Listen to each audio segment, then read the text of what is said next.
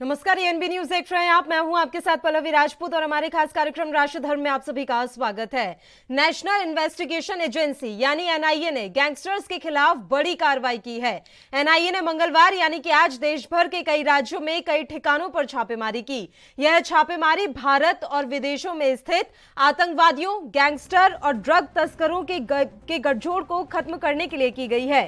वहीं एनआईए ने यह छापेमारी दिल्ली, पंजाब, हरियाणा, राजस्थान और उत्तर प्रदेश में 50 से ज्यादा ठिकानों पर की। लॉरेंस बिश्नोई, नीरज बवाना समेत कई गैंग से जुड़े लोगों के ठिकानों पर यह कार्रवाई की गई है। आपको बता दें कि झज्जर में गैंगस्टर नरेश सेठी के ठिकाने पर एनआईए ने छापेमारी की। सुबह 4 बजे एनआईए की टीम स्थानीय पुलिस के साथ नरेश सेठी के आवास पर पहुंची। सेठी की अवैध संपत्ति और बैंक डिटेल को खंगाला जा रहा है। घर वालों से भी पूछताछ की गई। गैंगस्टर सेठी हत्या, फिरौती समेत कई अन्य संगीन मामलों में शामिल रहा है और अभी वह तिहाड़ जेल में बंद है।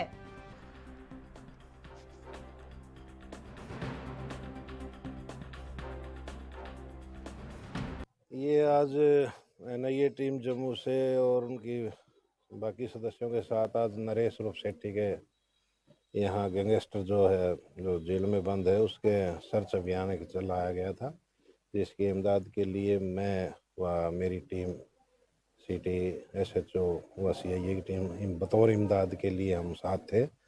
जो 4 घंटे के करीब सर्च अभियान चलाया गया और सर्च अभियान के तहत जो एनआईए ने अपनी रिपोर्ट तैयार करके वो ले गए हैं। और तो सर इस छापेमारी में कुछ मिला? नहीं, ऐसी कोई वस्तु अभी कब्जा में नहीं ली गई है। सर्च अभियान के तहत खाली दस्तावेज और उनका जो जुड़े तथ्यों की जांच करने के लिए टीम आई थी, जो उन्होंने अपनी टीम रिपोर्ट अपने विभाग को ही देंगे। तो इनकी भी कोई अवैध जमीन देखने को मिली है? वो एनआईए का मामला, हम सिर्फ इमदाद के लिए उनके साथ थे। वो अपनी रिपोर्ट वो देंगे। कितने जवान थे सर साथ में? हमारी सीआईए यूनिट थी और सिटी जज्जर के जो थाना की पुलिस टीम थी और मैं था।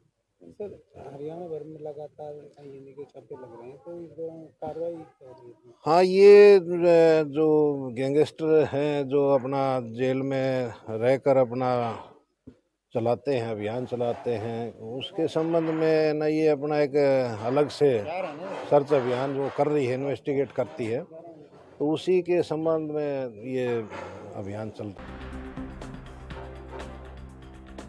एनआईए ने गैंगस्टर्स के खिलाफ बड़ी कार्रवाई की है। एनआईए ने मंगलवार यानी कि आज देश भर के कई राज्यों में कई ठिकानों पर छापेमारी की। यह छापेमारी भारत और विदेशों में स्थित आतंकवादियों, गैंगस्टरों और ड्रग तस्करों के बीच के गठजोड़ को खत्म करने के लिए की गई है। वहीं एनआईए ने यह छापेमारी दिल्ली, पंजाब, हरियाणा, राजस्थान और उत्तर प्रदेश में 50 से ज्यादा ठिकानों पर की। लॉरेंस बिश्नोई, नीरज बवाना समेत कई गैंग से जुड़े लोगों के ठिकानों पर यह कार्रवाई की गई है। आपको बता दें कि झज्जर में गैंगस्टर नरेश सेठी के ठिकाने पर एनआईए ने छापेमारी की।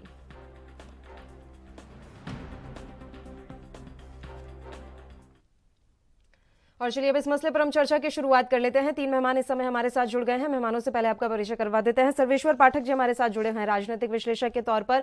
भरत सिंह जी हमारे साथ जुड़ गए हैं, कांग्रेस पार्टी के प्रवक्ता हैं। और भारतीय जनता पार्टी से विनीत त्यागी जी इस समय हमारे साथ जुड़े हुए हैं। तीनों ही मेहमानों का स्वागत है एएनबी न्यूज पर।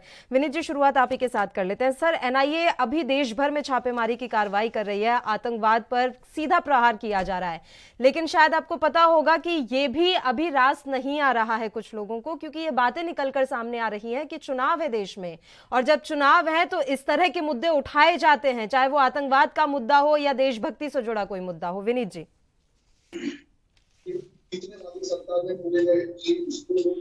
देश में हर वक्त कहीं ना कहीं कोई ना कोई चुनाव चल ही रहा होता है। उसके लिए हम देश के बाकी कामों को रोक नहीं सकते। वो आतंकवाद इस देश का एक बड़ा मुद्दा है, हमेशा रहा है, जो हमारी सरकार में आने के बाद रोज उसके ऊपर कुछ ना कुछ नया प्रहार हम कर रहे हैं और उसे पूरी तरीके से खत्म करने के लिए हम जो जैसा हमने जनता से वादा किया था उस पर हम काम कर रहे हैं। उसी के तहत आज जिस तरह से गैंगस्टर और टेररिस्ट मिलकर काम करने का, एक जुगलबंदी के साथ काम करने का इन्होंने काम शुरू किया है, उसको जड़ से खत्म करने के लिए, क्योंकि इंटेलिजेंस की रिपोर्ट में ये बताया गया कि ये कोई इंडिपेंडेंट इवेंट्स नहीं थे, एक डीप कॉन्स्पिरेसी है जो कि पूरे देश के विरुद्ध है, देश की अस्त व्यस्त करने के लिए, पूरा वातावरण खराब करने के लिए, माहौल खराब करने के लिए, देश में दंगे कराने के लिए अलग अलग संस्थाओं के माध्यम से ये गैंगस्टर और टेररिस्ट मिलकर काम कर रहे हैं। उसको रोकने के लिए, उसको खत्म करने के लिए देश की इंटेलिजेंस NIA उस पर काम कर रहा है। तकलीफ उन लोगों को है जो या तो ऐसी संस्थाओं के लिए अपने मन में कोई ना कोई सॉफ्ट कॉर्नर रखते हैं या फिर उनकी गतिविधियों से जिनको फायदे होते हैं। तो इसका जवाब तो उन लोगों को देना होगा कि अगर देश से आतंकवाद को खत्म करने के लिए हम लोग कुछ काम कर रहे हैं तो उससे किसी को क्या तकलीफ हो सकती है। भरत सिंह जी, अब NIA की कार्रवाई भी आप लोगों को बायस्ड लग रही है क्या? आप लोगों से मेरा मतलब तमाम विपक्षी दलों से है कि गुजरात में चुनाव है, हिमाचल में चुनाव है, इसलिए आतंकवाद जैसा मुद्दा जोर शोर से अब उठाया जा रहा है। बाकी जांच एजेंसियों की तो कार्रवाई लगती ही है कि हाँ भाई पक्षपातपूर्ण रवैया अपनाया जा रहा है। NIA की कार्रवाई को भी उसी दृष्टि में देख रहे हैं भरत जी? मेरी आवाज आ रही है पल्लवी जी? जी जी आ रही है सर। हम ये नहीं कह रहे हैं कि NIA जो है सब जगह गलत होती है या जो छापे डालती है वो सब जगह गलत तरीके से डालती है। सवाल तब उठता है ना पल्लवी जी, जब कहीं चुनाव आता है, जब कहीं चुनाव होता है तो इस तरह से छापे जो है अक्सर देखे जाते हैं इस देश में। पिछले 2014 से लेके 2022 तक जब जब चुनाव कहीं आता है तो आप देखेंगे कि NIA हो गई या CBI हो गई या ED हो गई, ये सब एकदम एक्टिव हो जाते हैं और जैसे चुनाव खत्म हो जाता है फिर इनएक्टिव हो जाते हैं। तो ये सवाल उठता है ना कि भाई आखिर जब चुनाव आता है तभी आप लोग एक्टिव होते हैं, तो आप लोग एक्टिव होते हैं कि आपको एक्टिव कराया जाता है? सवाल ये यहाँ पे है। तो ये जवाब तो देना पड़ेगा भाजपा को कि भाई आप जो है, ये तो अभी विनीत जी वही तो कह रहे थे ना भरत जी कि हमारे देश में तो कहीं ना कहीं चुनाव चलते ही रहते हैं। ऐसा है ही नहीं कि कभी चुनाव 2-3 साल के गैप में कहीं चुनाव हो रहा हो, हर साल कहीं ना कहीं चुनाव चलता ही रहता है। जब चुनाव मैं यही तो कह रहा हूँ जी, यानी कि हमेशा एक्टिव रहती है केंद्रीय जांच एजेंसियां। 6, 7, 8 महीने का पीरियड जब भी कहीं चुनाव 1 साल 1.5 साल के बाद ही होता है, तुरंत 6 महीने में चुनाव नहीं होता है। कहीं 1 साल, कहीं 1.5 साल, कहीं 1 साल, कहीं 1.5 साल। लेकिन पिछले 8 महीने या 7 महीने तक ये NAI हो गई, चाहे NIA हो गई, चाहे वो CBI हो गई, चाहे वो आपकी ED हो गई, तो ये सब खामोश क्यों रहते हैं? अब गुजरात चुनाव आ रहा है या हिमाचल का चुनाव आ रहा है, तो इस तरह से देखिए अभी बहुत कुछ आएगा। अभी उसके बाद राष्ट्रवाद का मुद्दा आएगा, फिर आपको देखिए बहुत कुछ ऐसा होगा, देशभक्ति का मुद्दा आएगा कि नहीं ये आज से देखिए, फिर उसके बाद में कहीं अटैक होगा तो बोला कहा जाएगा कि देखिए हमने पूरा साफ कर दिया। तो ये सारी चीजें हमेशा जो है जब जब चुनाव आता है तब ये होता है, ये देखा जा रहा है। ऐसा मैं नहीं कह रहा हूँ, ये सारे क्या आपने अभी ये संभावनाएं जताई हैं भरत जी कि कोई बहुत बड़ा आतंकवादी अटैक हो सकता है, आतंकवादी हमला? क्या अभी आप ये संभावना जता कर जा रहे हैं कि कोई अटैक आएगा और उसके बाद ये क्रेडिट ले लेंगे कि हमने ये कार्रवाई की? देख लीजिएगा 2014 से जो इतिहास रहा है, 2014 से लेके 2022 तक का जो भाजपा का इतिहास रहा है, उस इतिहास के संदर्भ में अगर मैं देखूं तो आने वाले कुछ समय में जब गुजरात, देखिए इनके हाथ से गुजरात कहीं ना कहीं जा रहा है, ऐसा दिख रहा है, जाता हुआ दिख रहा है, तो इसमें ये बौखलाए हुए हैं। अब इसी वजह से हो सकता है कि कहीं देशभक्ति की कुछ बहुत बड़ी भावना न आ जाए, कहीं ये ना दिखाया जाए कि देखिए बहुत बड़ा जो है मास्टर स्ट्रोक जो है नरेंद्र मोदी जी ने चला और सारे आतंकवादी ढेर हो गए। तो ये आतंकवादी ढेर कहाँ करवाते हैं और कैसे करवाते हैं, अब वो तो सोचना पड़ेगा। क्योंकि अगर आतंकवादी जो आज 50 जगह छापे हुए, दाऊद इब्राहिम इतने सालों से जो है वो पाकिस्तान में जाके बैठा हुआ है, ये पता है सबको। ये सारी खुफिया तंत्र जो है हमारे देश की बताती है। आप जाके उठा के लेके आइए ना उसको, किसने रोका है आपको? आप तो 56 इंच वाले हैं, आप तो जो भाई अटैक कर सकते हैं, आप उठा के ला सकते हैं। तो जरा 56 इंच की छाती जो है वहां पे भी दिखाइए, सिर्फ बिरयानी खाने के लिए या एक केक काटने के लिए मत जाइए। जब ये दाऊद को भी लेके आइए पकड़ के। दाऊद इब्राहिम के बारे में आज आपको पता है ना सर कि पाकिस्तान को कहा गया कि उसे भारत को सौंपिएगा और उस पर पाकिस्तान ने चुप्पी साध दी। ये अमेरिका कहता है, ये अमेरिका कहता है कि भारत को सौंप दीजिए और भारत के प्रधानमंत्री जाते हैं बिरयानी खा के आते हैं, फिर उसके बाद केक भी काट के आते हैं और कहते हैं 10 सर भी लाएंगे। तो 10 सर नहीं, एक ही सर लेके आइए, दाऊद इब्राहिम का जाइए और उसका सर लेके आइए, जिस तरह चलिए से ठीक है अमेरिका ने ठीक है Bharat ji, Osama bin Laden का सर लेके आया था। चलिए भरत जी, चर्चा जारी रखेंगे, बस एक छोटे से ब्रेक के लिए फिलहाल हमें यहाँ रुकना है, जल्द हाजिर होंगे। ब्रेक के बाद एक बार फिर से आप सभी का स्वागत है। एक बार फिर से हम चर्चा की शुरुआत कर लेते हैं। तीनों मेहमान लगातार हमारे साथ बने हुए हैं। सर्वेश्वर जी, मेरी आवाज मिल रही है आपको? पाठक साहब, मेरी आवाज पहुंच रही है आप तक?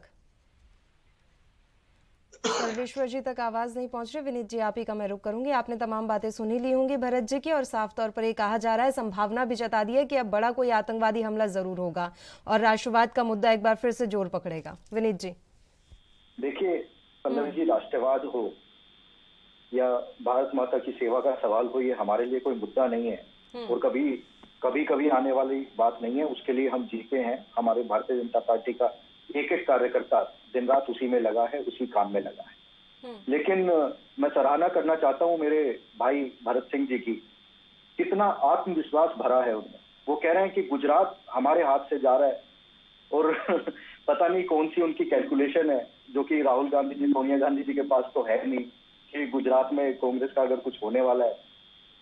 पूरी तरीके से पूरे देश में सिमट चुकी पार्टी, बिल्कुल अपने अंतिम छोर में आई हुई पार्टी, जो कि लुप्त होने जा रही है, उस कगार पर पहुंच चुकी है कांग्रेस पार्टी। और आत्मविश्वास देखिए कि गुजरात हमारे हाथ से जाने जा रहा है, इसलिए एनआईए की रेड्स हो रही है। इन लोगों की सबसे बड़ी प्रॉब्लम ही यही है, इनकी मानसिकता की प्रॉब्लम ही यही है कि कोई भी देश के लिए आप काम करें, देश की सुरक्षा के लिए आप काम करें, देश के डेवलपमेंट के लिए आप काम करें, उसको ये चुनाव की दृष्टि से, चुनाव के चश्मे से देखते हैं। क्योंकि इन्होंने जितना इनको समय मिला देश चलाने का, देश के लिए काम करने का, इन्होंने वो पूरा समय व्यर्थ ही इसी चीज में किया, राजनीति में। इनका पहले दिन सरकार में तो बात करना चाहते हैं ना विनीत जी, बात यही तो है कि वो बात ही विकास पर करना चाहते हैं और इस समय विकास के अलावा सारी बातें हो रही हैं। राष्ट्रवाद की भी बात हो जाएगी, हिंदुत्व की भी बात हो जाएगी, जो होनी चाहिए। लेकिन हमारा मुख्य एजेंडा क्या होना चाहिए? विकास, वो कहीं ना कहीं पीछे जाता हुआ दिखाई दे रहा है ना, उसी पर तो चर्चा करना चाहते हैं सब। पल्लवी जी देखिए, मुख्य मुद्दा एनआईए रेड्स को किसने बनाया? हमने तो नहीं बनाया।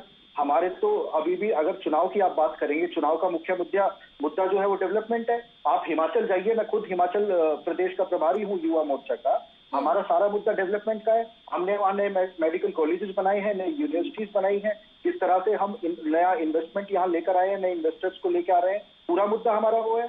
कौन कह रहा है कि एनआईए रेड्स का मुद्दा है? लेकिन जब देश की सुरक्षा पर कोई आंच आएगी, देश की सुरक्षा को कोई खराब करना चाहेगा, तो हम क्या घर बैठकर उसे देखते रहें? हम उसके एनआईए रेड करके उस सबको खत्म करने का काम नहीं करेगी क्या? बताएं भरत जी, उसके बाद में सर्वेश्वर जी आपका रुख करूंगी, बताइए। कि एकदम कॉन्फिडेंस देखिए, एकदम लबालब भरा हुआ है विकास के मुद्दे पे। तुरंत इन्होंने कहा कि देखिए विकास का मुद्दा कहाँ अभी है पल्लवी जी, पता है इस समय हिमाचल प्रदेश में विकास का मुद्दा कहाँ है इस समय, पता है आपको? गुजरात में। ये सारे वादे अब करेंगे, चुनाव तक देखिएगा। अभी देखिए गुजरात में आज ही जो है 5-6 रुपया वेट कम कर दिया गया, 5-6 रुपया शायद मुझे लगता है सीएनजी में सबको राहत मिल जाएगी। ये राहत चलेगी। चुनाव जब तक नहीं होगा, जब तक सारे मत जो है पेटी में बंद नहीं हो जाएंगे, तब तक तो इनका विकास एकदम छलक के बाहर आएगा, दिखाएगा कि देखिए कितना हमने विकास कर लिया।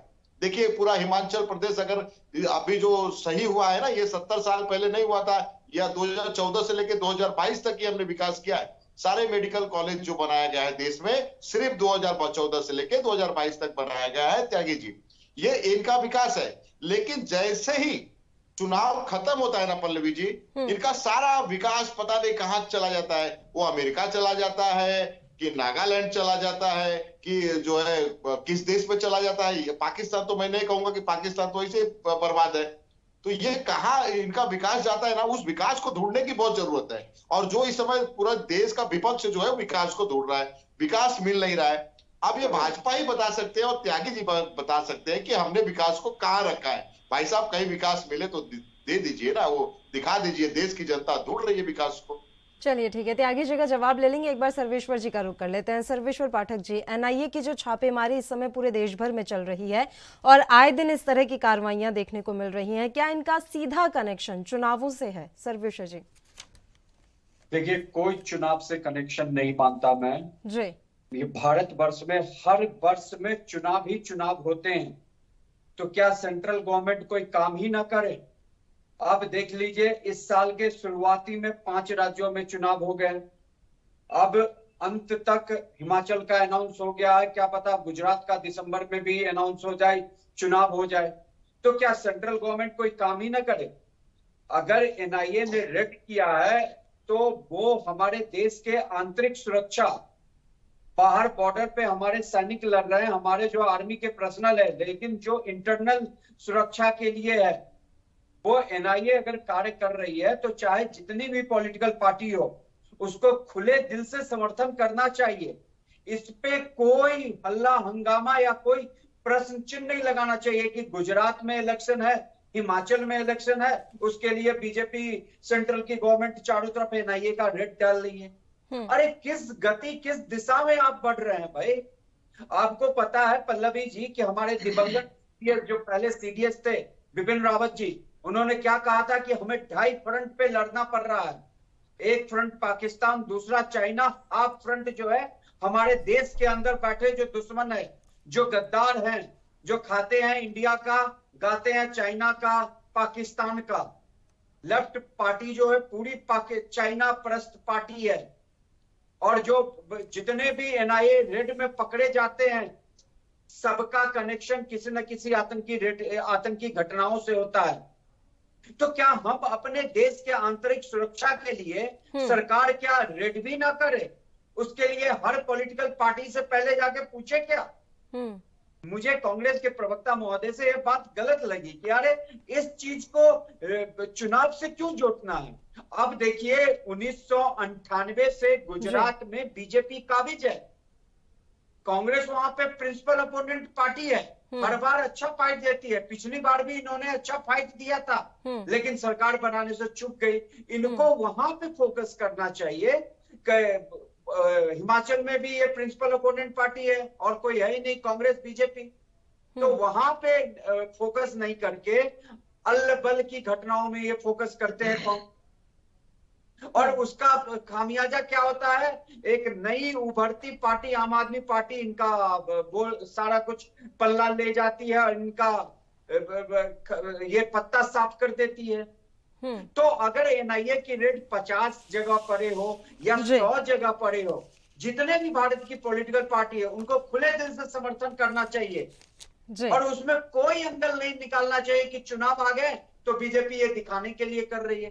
अरे आप खुद ही देखो ना कि भारत हर साल चुनाव हो रहे, इस साल तो ये चुनाव संपन्न होने हैं, अगले साल आप देख लीजिए राजस्थान है, छत्तीसगढ़ है, मध्य प्रदेश है, तो क्या कोई काम ही नहीं होगा? सरकार कोई काम ही नहीं करेगी?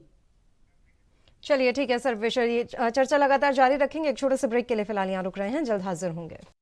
ब्रेक के बाद एक बार फिर से आप सभी का स्वागत है। तीनों मेहमान हमारे साथ जुड़े हुए हैं। एक बार फिर से हम चर्चा की शुरुआत कर लेते हैं। भरत जी, आपकी बातों से पाठक साहब इत्तेफाक नहीं रखते। उन्होंने साफ तौर पर यह सवाल किया है कि हमारे यहाँ तो अक्सर चुनाव होते रहते हैं, किसी ना किसी राज्य में चुनाव होते ही रहते हैं, तो क्या केंद्र सरकार काम ना करे या फिर इस तरह की जांच एजेंसियां हाथ पर हाथ धरे बैठी रहे, ये सोचकर कि चुनाव है और हम पर कोई ना कोई लांछन लगा दिया जाएगा? नहीं, ऐसा नहीं है। देखिए क्या है ना कि सर्वेश्वर पाठक जी जो कह रहे हैं कुछ बातें इनकी सही भी है। सर्वेश्वर जी, मैं एक ही चीज पूछना चाहता हूं, इसके पहले भी मैं त्यागी जी से ही पूछा था कि जब चुनाव आता है, देखिए चुनाव जो होता है हर साल या 1 साल या 1.5 साल के बाद हर राज्य में कहीं ना कहीं चुनाव रहता है, और जो भी जांच एजेंसियां है काम करती हैं, तो चुनाव के 2-3 महीने पहले देखिएगा, पूरा मैं 2014 से लेके बहुत बारीकी तौर से देख रहा हूं कि 2-3 महीने पहले ना इस तरह से बहुत सारे जो है जांच होती है। अभी तो ठीक है एनआईए ने जांच किया है, ठीक है, समझ में आता है। आप देखिएगा ईडी इतनी सक्रिय हो जाएगी ना, ईडी सक्रिय है, अभी ऑलरेडी सक्रिय है, लेकिन और तेज होगा इसका, सीबीआई तेज होगी, जो वहां के बाकी एजेंसियां हैं जो जिस राज्य में, वहां की एजेंसियां तेज मतलब एकदम सक्रिय हो जाएंगी। तो ये सक्रियता सिर्फ चुनाव के वक्त ही क्यों होता है? और खास करके मुझे आज तक ये एक चीज समझा दीजिए, आप विश्लेषक हैं तो मुझे ये चीज समझाइए कि भाजपा में जितने लोग हैं, चाहे वो छोटा नेता हो चाहे वो बड़ा नेता हो, क्या वो कोई करप्शन किया ही नहीं है क्या? मैं ये कह रहा हूं कि जो कांग्रेस पार्टी से लोग गए हैं, क्या वो भी करप्शन नहीं किए हुए हैं? जिसके ऊपर आप लोगों इन लोगों ने इल्जाम लगाया था जिस भाजपा के लोगों ने एकदम पुरजोर तरीके से कहा था कि ये व्यक्ति, नारायण राणे का ले लीजिए, मैं महाराष्ट्र में बैठा हूं, नारायण राणे के खिलाफ जो है इनके एक सांसद किरीट सोमैया इतने आरोप लगा चुके थे, अदालत तक जा चुके थे।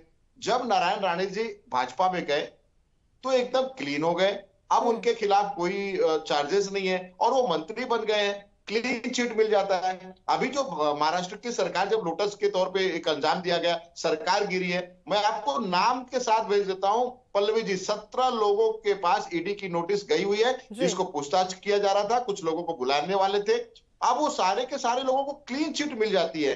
तो मेरा ये कहने का मतलब है कि जो केंद्रीय एजेंसियां, जांच एजेंसियां, चाहे जो भी जांच एजेंसियां हैं, वो जांच एजेंसियां भाजपा के नेताओं के ऊपर आखिर क्यों नहीं अटैक करती है, सिर्फ जो है वो विपक्ष के नेताओं पे अटैक करती है। तो सवाल उठता है ना, हम तो सवाल पूछेंगे ना कि भाई ऐसा क्यों, क्या ये मतलब इनके दाग जो है वो अच्छे दाग है, हमारे दाग जो है वो खराब दाग है क्या? विनीत त्यागी जी। जी, पहली बात तो ये कि एनआईए रेड्स को ये किस तरह से पॉलिटिसाइज करने की कोशिश कर रहे हैं, वो बेहद शर्म की बात है जी। एनआईए रेड्स किसी राजनीतिक पार्टी के कार्यकर्ताओं पे हो रही रेड नहीं। एनआईए की रेड्स जो है वो भारत को तोड़ने की और भारत के ऊपर आतंकवादी हमला करने के लिए जो लोग षड्यंत्र कर रहे हैं, ऐसे लोगों के ऊपर रेड कर रहे हैं। जो गैंगस्टर हैं, जो ड्रग माफिया हैं, जो आतंकवादी हैं, वो मिलके जो एक नेक्सस इस देश में चलाना चाहते हैं, इस देश में एक ऐसा वातावरण बनाना चाहते हैं कि ये देश प्रगति के रास्ते पर जो आगे बढ़ रहा है उस पर एक अंकुश लगाने का काम वो करे। उसको उनके इरादे में हम कामयाब नहीं होने देना चाहते, इसलिए एनआईए और बाकी इंटेलिजेंस एजेंसियां भारत की उसके लिए काम कर रही है, भारत की सरकार काम कर रही है। उसको किस तरह से ये राजनीतिक रंग देना चाहते हैं, ये इस देश के लिए अच्छा नहीं है। आप एक देश की जिम्मेदार राजनीतिक पार्टी हैं ऐसा हम समझते हैं, तो आपको भी थोड़ी सी अपनी जिम्मेदारी समझते हुए कम से कम जहां देश की सुरक्षा का मामला हो वहां एक पटल पे आके खड़ा होना चाहिए। नहीं, वो ईडी सीबीआई की कार्रवाई पर भी तो कह रहे हैं ना सर। देखिए, एनआईए की कार्रवाई को उन्होंने अलग रखा, उसके अलावा बाकी जांच एजेंसियों के बारे में जब बात की जा रही है तो ये कहा गया कि क्या भारतीय जनता पार्टी में कोई ऐसा नेता नहीं जो करप्ट हो या जिस पर भ्रष्टाचार के एलिगेशंस हो। एनआईए पे मैं एनआईए पे सवाल नहीं उठा रहा हूँ, बाकी जो एजेंसियां जिस तरह से काम कर रही है मैं उसकी बात कर रहा हूँ। मैं एकदम क्लियर कर दूं, नहीं तो गलत मैसेज जाएगा देश में कि मैं इसका विरोध कर रहा हूँ। जो देखिए, जो आतंकवादी है, जो टेररिस्ट है, इसके खिलाफ तो हम खुल के आपका समर्थन देते हैं। आप जहां समर्थन चाहिए, जहां बोलेंगे हम आपके लिए खड़े रहेंगे। लेकिन ये एनआईए जो ईडी कर रही है, जो सीबीआई कर रही है, अब देखिए ना एकदम शुरू हो गया है। तो मैं उस पे मैं आपसे जानना चाह रहा था कि आखिर जो नेता विपक्ष से गए हुए, हेमंत बिस्वाहा का लीजिए ना, कितना आरोप लगा, शिवराज जी चौहान जी का ले लीजिए, कितना व्यापम घोटाले पे, लेकिन सबके सब क्लियर है। उसके ऊपर आखिर ये आपकी जो केंद्रीय एजेंसियां हैं क्यों नहीं जाती है भाई, क्यों उनको जो अरेस्ट नहीं करती है, क्यों उनके ऊपर जो है नोटिस नहीं देती है ईडी की? सिर्फ और सिर्फ जो है वो विपक्ष ही है क्या? राहुल गांधी जी हैं, सोनिया जी हैं, यही लोग हैं सिर्फ। बाकी बहुत सारे ऐसे लोग, अभी देखिए वहां पे आप बिहार में देख लीजिए, तेजस्वी यादव को, उनके परिवार को, सबको नोटिस मिला।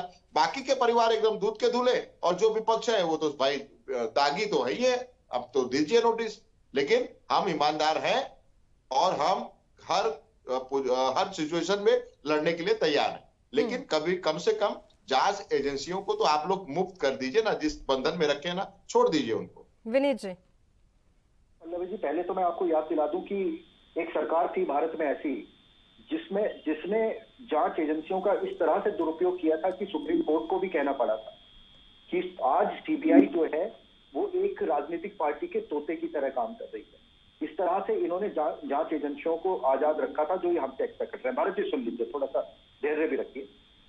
दूसरा, जहां तक ईडी और सीबीआई की इन्होंने बात की, वो इंडिपेंडेंट एजेंसियां हैं, अपना काम कर रही हैं, और जिन लोगों का ये नाम ले रहे हैं, बार बार कुछ व्यक्तियों का ये नाम ले रहे हैं कि वो करप्ट हैं, ये करप्ट हैं, तो हमने भी जब हम सरकार में नहीं थे आपके घोटालों को उजागर किया था। आप करिए, आप कोर्ट जाइए, आपके पास सारी एजेंसियां खुली हैं, आप ईडी में एप्लीकेशन डालिए। कोर्ट के 4 जज है ना त्यागी जी, कोर्ट के 4 जज इस देश में आके बाहर ये कहते हैं कि इस देश में सब कुछ सही नहीं चल रहा है, हम किससे न्याय मांगने जाए? ये बताइए, किससे मांगने जाए? आप कोर्ट जज अरे की बात भारत कर जी, रहे हैं जब तो आपके आपने पास कहा कि जो उसी कोर्ट किन्हीं ने लोगों उसी के कोर्ट ने खिलाफ तोता कहा सबूत था, हैं, उसी कोर्ट के आप सुप्रीम कोर्ट के चार जज आते हैं और रोड पे ये प्रेस कॉन्फ्रेंस करके कहते हैं कि इस देश में सब कुछ ठीक नहीं चल रहा है। यानी कि कितने दबाव में जज है वो देखे आप। रमन्ना जी ने जाते जाते ये कह दिया कि जो फाइल मैं देता हूं वो फाइल जो है दबा दी जाती है, मैं जब रिटायर होऊंगा तो कैसी फाइल? इस विषय पे बोलूंगा, इस विषय पे मैं कैसी फाइल कहूंगा। भारत जी? देखिए, इसको कैसा होता है कि जब कोई कल जैसे आज कोई मुद्दा है, कल जो लेने वाले हैं कोई विषय होता है तो वो एक सीरियल वाइज फाइल होती है कि ये कल इस विषय पे होगा, कल इस विषय पे होगा, कल तो वो कहा जाता है। जो वो भी रिटायर्ड जज होता है जो स्क्रूटनी करता है, वो स्क्रूटनी करके जब दिया जाता है तो पता चलता है जब दूसरे दिन जज साहब बैठे कि मैं इस विषय पे ये फाइल आने वाली, ये केस आने वाला है, वो केस आता ही नहीं, कहीं दूसरा केस आ जाता है। ये मैं नहीं कह रहा हूं, ये रमन्ना जी रिटायर होते होते क्या कह गए। यानी कि जो स्क्रूटनी करने वाला वो कौन है, कहां से होता है, कैसे होता है, ये सारे सवाल हैं कि आपके चंगुल में सारी एजेंसियां फंसी हुई हैं। उसको मुक्त करेंगे तभी देश जो है आगे बढ़ सकता है। देखिए भारत जी, नहीं तो आप लोग विपक्ष को इसी तरह से सबको जो है केस करेंगे, अंदर कर देंगे, केस करेंगे, अंदर कर देंगे। लूटा है 70 साल तक। अब जब उनकी फाइलें खुलती हैं तो आपको तकलीफ 70 साल तक आपने क्या लूटा है उस 24 साल में आपने क्या रिलीज कर दिया सबको। 24 साल ये 2014 से लेकर 2022 तक सब रिलीज हो गए हैं। 70 साल में क्या लूटा है? इस देश में एक सुई नहीं बनती थी, वो सुई से लेके त्यागी जी आज हम जो है एयरक्राफ्ट तक बनाने लगे, मिसाइल तक बनाने लगे। वो किसने किया? जब ये सुई नहीं बनती थी इस देश में, तब से लेके जब देश आजाद हुआ था आज तक मिसाइल तक बनने लगा इसी देश में 70 साल में। तो कांग्रेस के राज में बना ना, आपके राज में तो नहीं बना था। आज विकास के नाम पे आपने क्या क्या बताइए ना। सिर्फ जो है, देखिए फिर मैं कह रहा हूँ, विकास के नाम पे पूरे देश में जितना कांग्रेस ने बनाया था सिर्फ आप लोग उसको बेच रहे हैं। गांधी परिवार का खूब विकास हुआ है, सिर्फ बेचने का काम है ना आपकी सरकार कर रही है। इसको मान लीजिए और सबूत के साथ आपको पूरा लिस्ट दे देता हूं कि देश की सरकारी संपत्तियों को, कितनी सरकारी संपत्तियों को आपने बेचा, ये पूरा मैं लिस्ट दे देता हूं। कांग्रेस ने बनाया था, कांग्रेस की सरकार में, कांग्रेस के राज में पूरे देश को एक मजबूत स्थिति में लाया गया था और जिसको आप एकदम कमजोर कर दिए। दीजिए, आपके काम आएगा। शायद आपकी 2-4 सीटें आ जाए। नहीं यही जनता, देखिए चलिए ठीक है सर, अब एक एक करके बात कर लेते हैं, एक एक करके बात कर लेते हैं। भरत जी क्या जनता जनार्दन ही फैसला करेगी। ठीक है भरत जी, एक एक करके बात कर लेते हैं। जनार्दन ही फैसला करने वाली है। ठीक है पाठक साहब बताइए। देखिए अभी बात हो रही है कि ईडी रेड हो रहे हैं, इस पे हो रहे हैं, उस पे हो रहे हैं। बीजेपी के क्या नेता करप्ट नहीं है, क्या उन्होंने चोरी नहीं की है? देखिए जब मनमोहन सिंह की सरकार थी तो उस समय जितने भी घोटाले हुए थे उसमें बीजेपी कितनी बढ़ चढ़ के हिस्सा ले रही थी और उसका विरोध कर रही थी।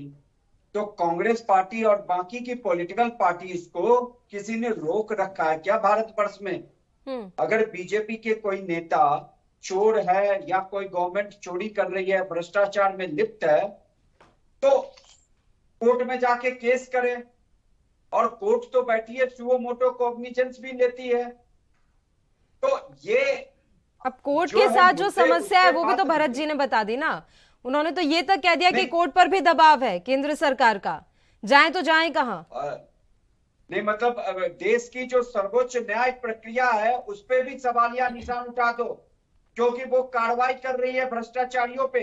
यहाँ पे 4 आदमी है, पल्लवी जी है, भरत जी है, बीजेपी प्रवक्ता महोदय, मैं हूं। क्या हम में से किसी पे ईडी सीबीआई की कार्रवाई हो रही है? आपको पल्लवी जी बता दूं कि 2014 से लेके अभी तक ईडी की कार्रवाई में 1,00,000 करोड़ से ऊपर की संपत्ति जब्त हुई है और ये देश के पैसा है।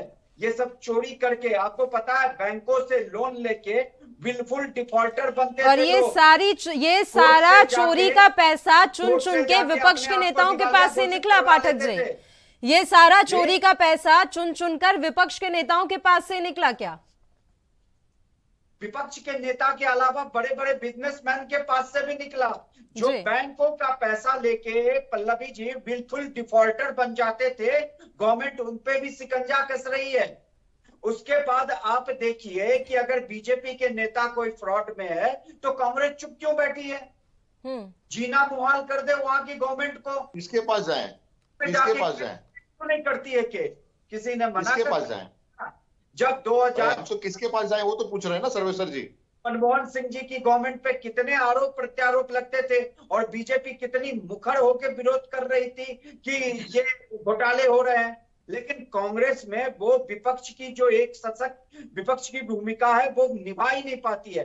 देश में मात्र 3 बार किसके पास जाए ये तो विकल्प बताइए ना, कि किसके पास जाए? कोर्ट के पास चढ़ा देते हैं। कोर्ट के पास ही जाने के लिए कह रहे हैं वो भरत जी कि आप कोर्ट में जाइए, कोर्ट का रुख कीजिए।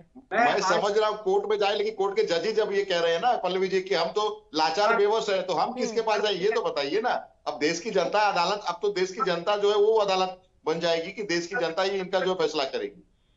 तो फिर इस हिसाब से तो 2014 से दूसरी बारी रिपीट हो गए सर, यानी कि जनता तो इन्हें सर आंखों पर बिठा कर रखे हुए है ना, फिर तो कोई दिक्कत ही नहीं है। अगर आप मान रहे हैं कि जनता का फैसला सर्वोपरि है, तो अब तक जितने भी चुनाव विधानसभा के हुए उसमें इन्हें क्या जीत मिली, लोकसभा के 2 चुनाव हो गए उसमें इन्हें क्या जीत मिली, तो आप जनता का फैसला तो कम से कम माने। एकदम सही कहा पल्लवी जी, एकदम आपने सही कहा कि जनता की फैसला का हम सम्मान करते हैं। देखिए उनका फैसला गलत मैं नहीं कहता हूँ कि जनता का फैसला, लेकिन जनता भी तो एक इंसान है, वो भी तो बहकावे में आती है। सर्वेश्वर जी, सर्वेश्वर भाई हंसिए, सही है जिस तरह से आप हंस रहे हैं। देखिए 15 लाख किसने कहा था, मैं बता रहा हूँ 15 लाख किसने कहा था, सारे काले धन मैं लेके आऊंगा किसने कहा था, पाकिस्तान अगर 1 सर लेके जाएगा तो 10 सर लेके आऊंगा किसने कहा था। तो इस देश की जनता ने सोचा कि अरे वाह एक जादूगर आया है और एक जादूगर आ रहा है, तो क्यों ना हम इस जादूगर को मौका दें, 1 सर के बदले 10 सर लाएंगे। तो ये इन्होंने पहला काम किया कि अपना ही सर जाके पहले झुका के आ गए कि देखिए माता जी मैं आ गया हूँ केक काटने के लिए, केक काट के बिरयानी खा के आए, पहला। दूसरा 15 लाख रुपया करने के 15 लाख रुपए सुन तो लीजिए, 15 लाख रुपया देने के बाद आपने कहा था 15 लाख रुपया तो आपने दिया नहीं। दूसरे नेता आए और दूसरे नेता आके क्या कहते हैं, ये तो एक जुमला होता है, राजनीति में जुमले के तौर पे इस्तेमाल किया जाता है। फिर आपने कहा स्विस बैंक में जितने काले धन है उन काले धनों को लाऊंगा। पता चला कि अभी जो नया एक लिस्ट आया है उसमें 40-45 से ज्यादा जो है और काले धन वाले जुड़ गए। अब उसके बाद आप डिफॉल्टर की बात कर रहे थे, मैं आपको पूरे सबूत के साथ कहता हूं इस देश में अदानी गुजरात में डिफॉल्टर है, उसके बाद में भी वो कैसे जो है इस देश में एक एक चीज लेते जा रहे हैं, एक एक चीज लेते जा रहे हैं, ये कैसे संभव हो सकता है। अडानी अंबानी, फाइनेंस मिनिस्टर ठीक है सर भरत जी, अडानी अंबानी इसी की आप माला तो जपते रहते हैं। अभी राजस्थान में आपने करवाया ना इन्वेस्टर समिट, क्यों बुलाया फिर अडानी को वहां पर? एक सेकंड नहीं सर, ये डबल फेस नहीं चलेगा। आप जिनका नाम लेकर देश की सरकार को घेरते हैं उसी शख्स को आप अपने राज्य में इन्वेस्टर समिट के लिए बुलाते हैं और उनके साथ करार करते हैं, क्यों? नहीं मैं बता रहा हूँ, उसका भी जवाब देता हूँ। एक जवाब और देता हूँ। अब फाइनेंस मिनिस्टर इस देश की सीतारमन जी क्या कहती है पता है आपको? पूछा गया उनसे, मीडिया से सवाल जब पूछा गया, अरे देश का जो रुपया है वो कमजोर हो रहा है, तो उन्होंने क्या जवाब दिया, रुपया कमजोर नहीं हो रहा है, डॉलर मजबूत हो रहा है। तो प्रधानमंत्री जी से पूछ लेना चाहिए था, 2014 के भाषण को उठा के देख लेना चाहिए था, उनसे पूछना चाहिए था कि देश का रुपया जब जब कमजोर होता है तो देश के प्रधानमंत्री की साख कमजोर होती है। तो क्या कहें, मैं सीतारमन जी से क्या पूछूं और क्या पूछूं भाजपा के प्रवक्ता से कि डॉलर मजबूत हो रहा है कि रुपया गिर रहा है? आप ही दोहरा मापदंड अपनाते हैं ना, दोहरा मापदंड तो इनका ही है ना। अब ये फाइनेंस मिनिस्टर कहती है, कभी कहती है हम तो प्याज खाते ही नहीं है, अगर जिसको प्याज खाना है तो वो देख ले। अब ये देश की जो है फाइनेंस मिनिस्टर कहती है। तो इस तरह से जो बातें होती है ये भाजपा के लोग, सर्वेश्वर जी आप समझ लीजिए कि आप जो कह रहे हैं मैं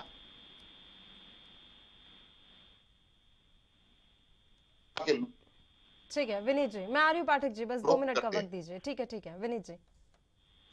देखिए यही प्रॉब्लम है कांग्रेस के साथ कि इतना सब होने के बाद भी जनता ने उनको पूरी तरीके से लोकसभा में भी नकारा, एक के बाद एक राज्य से उनको बाहर उखाड़ के फेंक दिया।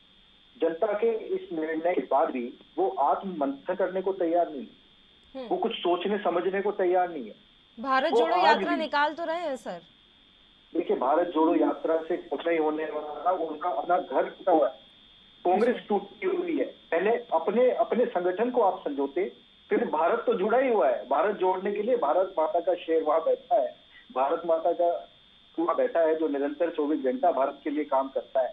लाखों लोग इस भारत भूमि के भारत के लिए काम कर रहे हैं, तो सबसे पहले कांग्रेस को जोड़ने की आप इन लोगों को जरूरत है, और फिर एक सच्चे मन से जनता के सामने आने की जरूरत है। एक बार ये काम करेंगे तो जनता शायद इन्हें स्वीकार फिर से करने की कोशिश करे, लेकिन ये समझने को तैयार नहीं है। ये जनता के सामने किस तरह का उदाहरण प्रस्तुत करते हैं कि देश की सुरक्षा के मामले में भी ये देश के जो विपरीत लोग खड़े हैं, दुश्मनों के साथ खड़े मिलते हैं, चाहे चाइना के साथ बात हो तो ये हमेशा चाइना के टेंट में खड़े मिलते हैं। पाकिस्तान के खिलाफ अगर हमारी सेना युद्ध लड़े तो सेना से सबूत मांगते हैं कि आप हमें सबूत दो कि पाकिस्तान के साथ आपने कुछ किया भी है नहीं किया। इनको पाकिस्तान पर विश्वास है, चाइना पर विश्वास है, ना तो देश की सेना पर विश्वास है, ना देश की सरकार पर विश्वास है। तो इस तरह से अपना पतन ये खुद ही कर रहे हैं। मैं भारत जी से भी अपने बड़े विनम्र स्वभाव में कहना चाहूंगा, आपको एक आत्ममंथन की जरूरत है, आप उसको करिए, तभी आपका अस्तित्व बच सकता है।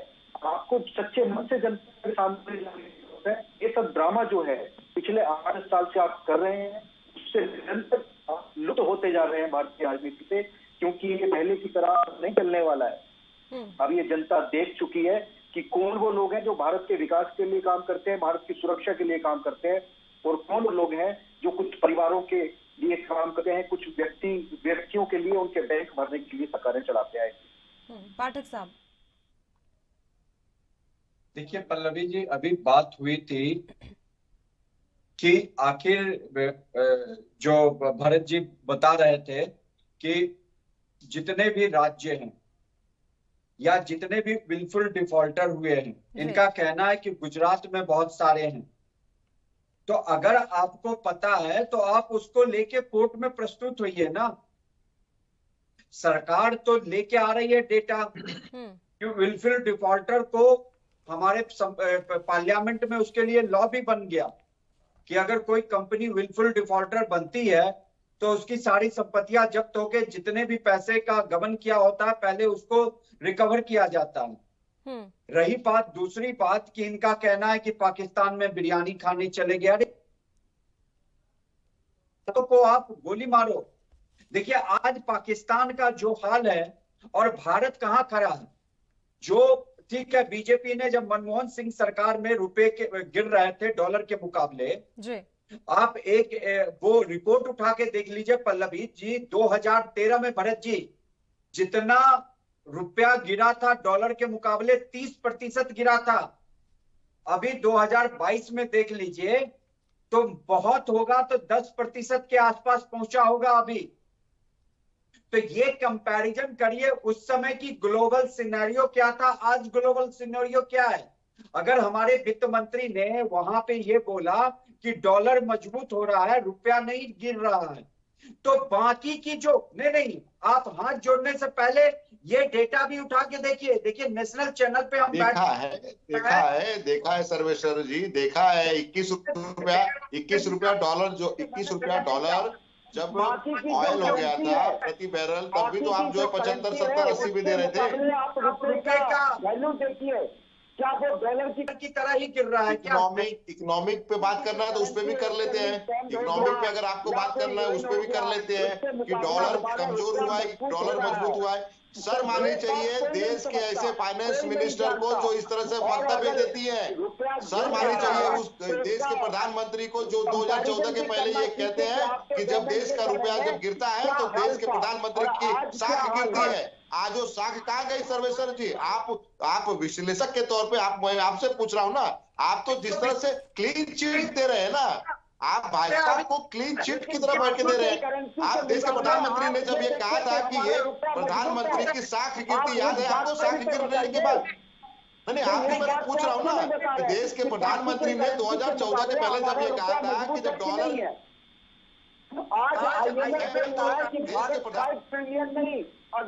तो क्या उस समय उन्होंने सही कहा था क्या?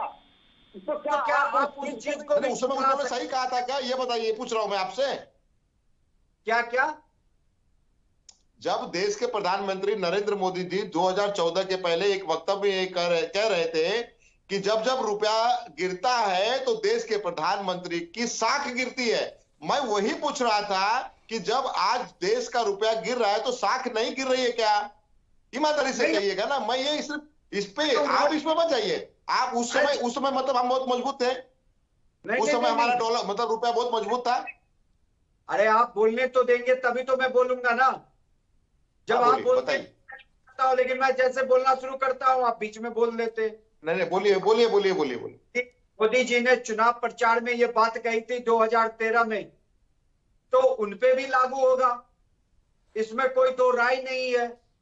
आप इस बात को लेके चारों तरफ घेराव कीजिए बीजेपी का, लेकिन इस बात से भी भरत जी इनकार नहीं कर सकते कि अगर डॉलर के मुकाबले रुपया गिर रहा है तो बाकी की जो इंटरनेशनल करेंसी है, मुद्रा जो है, उसके खिलाफ हमारा रुपया मजबूत है। आप डेटा उठा के देख लीजिए, स्टर्लिंग पाउंड के खिलाफ हमारा देखिए रुपया कितना मजबूती से खड़ा है बाकी के मुकाबले। अभी आज आईएमएफ कह रहा है कि भारत 5 ट्रिलियन नहीं 10 ट्रिलियन की इकोनॉमी बन जाएगी। 7% से ऊपर का वो जीडीपी ग्रोथ का रेट दे रहा है। चाइना जो अभी नंबर 2 है, उसका हालत देख लीजिए क्या है। यूएस में 40 वर्षों के बाद इतनी बड़ी रिसेशन के कगार पे यूएस है। ब्रिटेन में देखिए अभी नई बता दूं है और उसके सर पे वो तलवार हंगर इंडेक्स अभी 2 दिन पहले हंगर इंडेक्स जो है सर्वे जी आया है, जिसपे हम 107 नंबर पे पहुंच गए हैं। ये क्या दर्शाता है? हमसे जो है चाइना हंगर इंडेक्स जो आया है ना, अभी जो भुखमरी की स्थिति जो हंगर इंडेक्स आया है 107वें स्थान पे पहुंच गए। एक चीज सुनिए, 107वें स्थान पे पहुंच गए। ये क्या दर्शाता है? हम कहा श्रीलंका से भी और पाकिस्तान और जो है इससे भी नीचे आ गए। ये स्थिति हो गई। और आप जो कह रहे हैं कि नरेंद्र मोदी जी ने चुनाव में कहा था, तो मतलब उन्होंने कहा था वो ठीक है, और अब जब रुपया कमजोर हो रहा है तो वो सही चल रहा है। और दूसरी चीज जब सुनिए और डीजल, जब कोरोना काल में डीजल का प्राइस ठीक है एक एक करके बात कर लेते हैं ना सर, एक करके बात कर लेते हैं। दोनों से रिक्वेस्ट है एक करके बात कर लेते हैं सर। जब कोरोना में भरत जी एक करके बात कर लेते हैं सर। एक बार बात कंप्लीट हो जाए, आप अपनी बात कंप्लीट कर लीजिए, क्योंकि बाकी दोनों मेहमान भी हमारे साथ लगातार जुड़े हुए हैं। कोरोना काल में जब 35 रुपया से भी कम जो है, शायद 28 रुपया उस समय प्रति बैरल पेट्रोल हो गया था, तो उस समय भी देश में 80-82 रुपया जो है पेट्रोल मिल रहा था। तो ये सुविधा जो है, आप सुविधा किसको देना चाहते हैं? देश की जनता। और एक चीज मैं कोट करना चाहता हूं, बड़े विनम्रता से मैं सुषमा जी का वो चीज हमेशा याद रखता हूं कि जब वो कहती थी, हमारी सरकार थी, उन्होंने एक बार संसद में कहा था सर्वेश्वर जी कि देश की जनता को ये नहीं लेना देना कि देश की जनता डॉलर क्या भाव चल रहा है, जो है प्रति डॉलर जो है बैरल पेट्रोल कितना मिल रहा है, देश की जनता से जो जीडीपी है उससे मतलब नहीं है। देश की जनता को उसका पेट कैसे भरता है उससे मतलब है। तो मैं उसी कोट को आज करता हूं कि देश की जनता को जीडीपी नहीं पता है, देश की जनता को 200 रुपया पेट्रोल मिल रहा है, डीजल मिल रहा है, क्या मिल रहा है उससे नहीं। देश की जनता आज जो महंगाई से त्रस्त है, जिस विकास की बात करते हैं, जिस महंगाई के मुद्दे पे हम बार बार भाजपा से बात करना चाहते हैं, भाजपा उससे भागती है। मैं उस विषय में कह रहा हूं कि देश की जनता की स्थिति खराब हो चुकी है और जो महंगाई कमर तोड़ चुकी है, इससे उभरने का अगर कोई रास्ता नहीं निकालेगा तो मैं आपको त्यागी जी बता दूं, अपने भाई हो, लेकिन 2024 आपके लिए इतना तकलीफ देह होगा ना, और ये आपको समझ में नहीं आएगा। और रही बात राहुल जी के पद यात्रा से, तो आप लोग तो घबराए हुए हैं। जो भीड़ जो इसमें 4 लाख 5 लाख की जो भीड़ चल रही है, लोग जो उनसे जुड़ रहे हैं, जो आत्मता से बात कर रहे हैं, जो लोग मिल रहे हैं। चलिए 2024 के लिए तो आपने पहले ही भविष्यवाणी कर दी ना सर कि राष्ट्रवाद का मुद्दा हावी हो जाएगा। आप तो पहले ही भविष्यवाणी करके बैठे हुए हैं। भारतीय जनता पार्टी की रणनीति आपको पता ही है। पल्लवी जी कुछ भी कर रहे हैं, लेकिन अब देखिएगा 2024 में नक्शा कुछ और दिखेगा। विनीत त्यागी जी। भारत जी देखिए, हम लोगों की, भारतीय जनता पार्टी की तो सीधी डिमांड थी कांग्रेस में कि आप राहुल गांधी जी को ही राष्ट्रीय अध्यक्ष बना के रखिए। आपको वो तो हमारा काम जो है वो उन्होंने इतना आसान कर दिया था। और अभी भी ये भारत जोड़ो यात्रा जब पूरा कंप्लीट हो रही होगी जिस समय तक, तो मैं आपको गारंटी के साथ बताता हूँ, जितना भी थोड़ा कांग्रेस बची है ना, उसको राहुल गांधी जी पूरा निपटा के ही घर वापस जाएंगे। ये उन्होंने पूरा लक्ष्य करके वो चले। आपको नोटिस आप लोग लगा ही दिए सीबीआई ईडी सब जगह से कि चलो आ जाओ, नहीं तो फिर तुमको जेल में डाल देंगे। तो तो इस तरह से डरा डरा के अगर आप लेते तो ले लीजिए। देखिएगा एक चीज याद रखिएगा त्यागी जी, जिस दिन आपकी सरकार जाएगी ना, मैं आपको बताता हूँ 80% नेता है ना आपकी पार्टी से भागेंगे। चलिए ठीक है सर, एक एक करके बात कर लेते हैं ना, समय भी कम होता जा रहा है। विनीत जी, डिबेट की गरिमा है, उसको थोड़ा सा बनाए रखिए। आपका भाषण नहीं चल रहा है, कोई राजनीतिक रैली नहीं है, बता रहा हूँ ना कि आप जो अपने समय पर ठीक है ठीक है ठीक है, एक एक करके बात करते हैं सर, समय कम होता जा रहा है, समय कम रह गया है सर, एक एक करके बात कर लेते हैं। भारत जी ने कोविड के समय की बात की, कोविड के समय के बारे में कुछ चीजें रख देना चाहता हूँ। पूरे विश्व ने देखा है कि किस तरह से 80 करोड़ लोगों को भारत ने 1.5-2 साल तक मुफ्त राशन दिया है। 80 करोड़ लोगों को, पूरे विश्व में कभी नहीं हुआ। आपको पूरे विश्व में हमारे इतने डेलीगेट्स के साथ बात हुई बाहर के लोगों के, वो हमेशा सरप्राइज हो जाते हैं, उनको आश्चर्य होता है कि 80 करोड़ लोगों को मुफ्त में राशन खिलाने का काम आपकी सरकार ने 1.5 साल तक किया है। जो पूरा विश्व और कांग्रेस पार्टी ये कहती थी कि भारत का क्या होगा, भारत को इंजेक्शन कैसे मिलेगा, भारत को डोज कैसे मिलेगी, उसी भारत ने डोज बनाई, खुद को भी इंजेक्शन पूरे विश्व में सबसे ज्यादा रफ्तार से लगाया, सबसे पहले लगाया, और बाकी देशों को भी 50 देशों से अधिक देशों को हमने दवाई पहुंचाने का काम किया। ये भारत की शक्ति बढ़ी है नरेंद्र मोदी जी के प्रधानमंत्री बनने के बाद।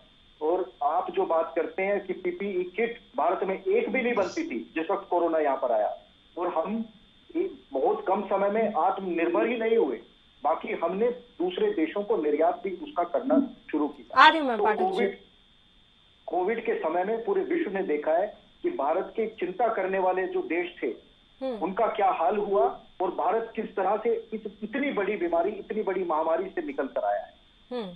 बताइए पाठक साहब। देखिए, अभी कांग्रेस के प्रवक्ता महोदय भरत जी हंगर इंडेक्स की बात कर रहे थे। देखिए, हंगर इंडेक्स जो है एक एनजीओ निकालती है, आईएमएफ एक अलग संस्था है। आईएमएफ कह रहा है कि भारत का ग्रोथ रेट 7% से नीचे नहीं आएगा। आईएमएफ कह रहा है कि भारत 10 ट्रिलियन की इकोनॉमी अगले एक डिकेड में बन जाएगी। अब हंगर इंडेक्स पे बात करते हैं पल्लवी जी। हमें दिखाया गया इवन नेपाल, श्रीलंका, पाकिस्तान से भी नीचे। फरवरी में 50,000 टन गेहूं हमने अफगानिस्तान को भेजा है खाने के लिए, मतलब उसका कोई पैसा हमने नहीं लिया है। उसके बाद फिर 3,000 टन हमने जून के महीने में अफगानिस्तान को भेजा है। उसी तरह श्रीलंका को अप्रैल के महीने में 11,000 मीट्रिक टन हमने राइस भेजा है।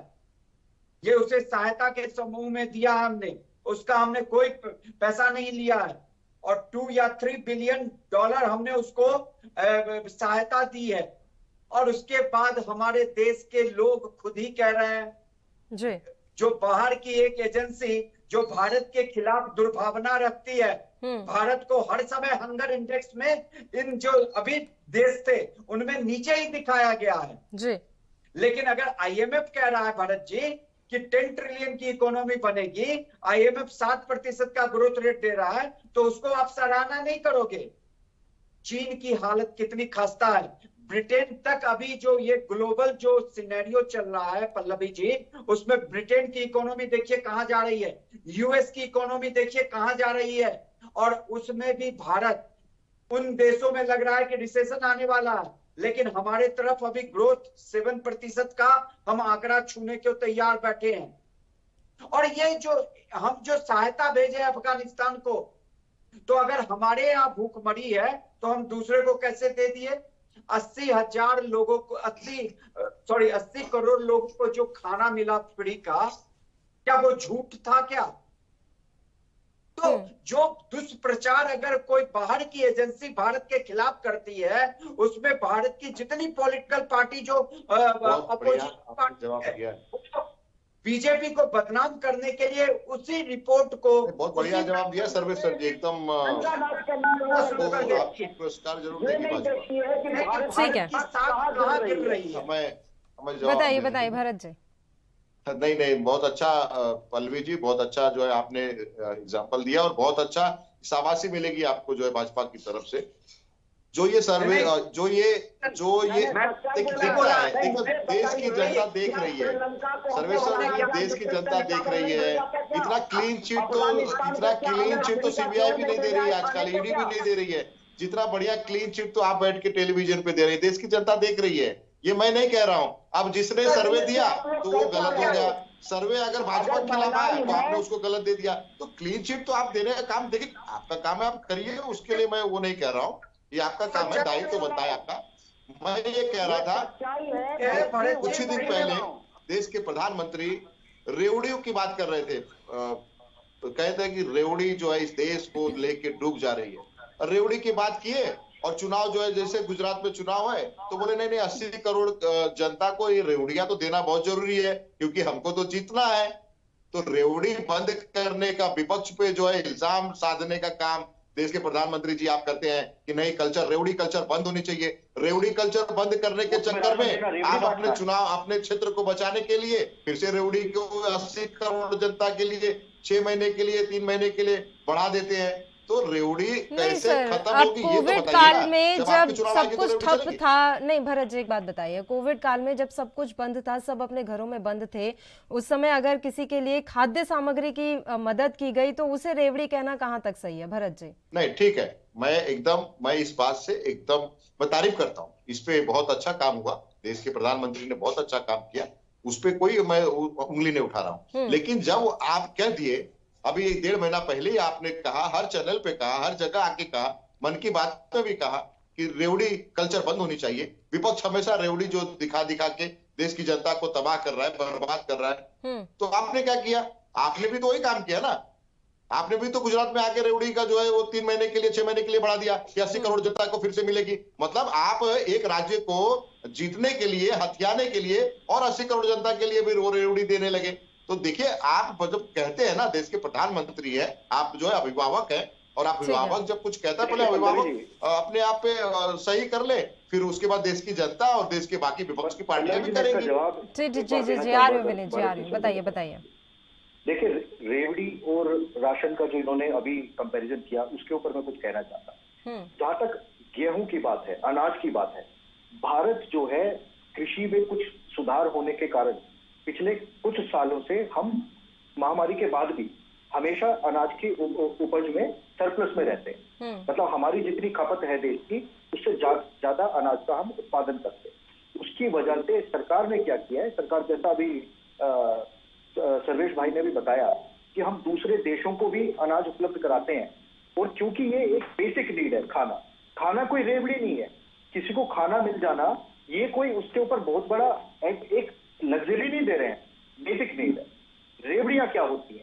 रेवड़ी होती है कि जब आपके पास रिसोर्स भी ना हो, आपका देश, आपकी इकोनॉमी उस परिस्थिति में भी ना हो, उसके बाद आप कहें कि आपको बिजली मुफ्त मिलेगी। आप बिजली का उत्पादन नहीं कर पाते एक राज्य के नाते, आपको खरीदनी होती है, उसके लिए आपको टैक्स पेयर का पैसा देना पड़ता है, और फिर आप कहते हैं कि पूरा बिजली आपको मुफ्त मिलेगी, तरह तरह की चीजें आप मुफ्त बताना चाहते हैं। वो रेवड़ी बांटना होता है।